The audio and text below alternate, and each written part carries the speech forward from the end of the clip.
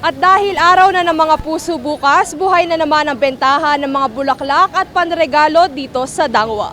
Dagsa na rin ang mga mamimili, mapamatandaman o bata, magkasintahan o magkaibigan.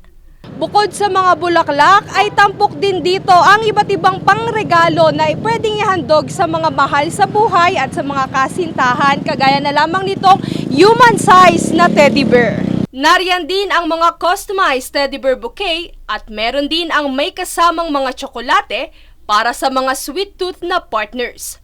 Nagkakahalaga ang mga ito ng 700 piso hanggang 5,000 piso para naman sa mga malalaking arrangement gaya ng human size teddy bear bouquet. Para naman sa mga naghahanap ng mga budget-friendly bouquet na pwedeng-pwede sa mga estudyanteng nais manligaw, narito ang mga bulaklak na gawa sa ribbon na nagkakahalaga ng 150 pesos at syempre ang mga lobong korteng puso. At para naman sa mga nais na for keeps ang kanilang mga ihahandog na mga bulaklak sa kanilang mga kaasintahan, tampok din dito ang mga dried flowers. Narito rin sa aking tabi ang mga dried flowers na may kasamang mga ilaw.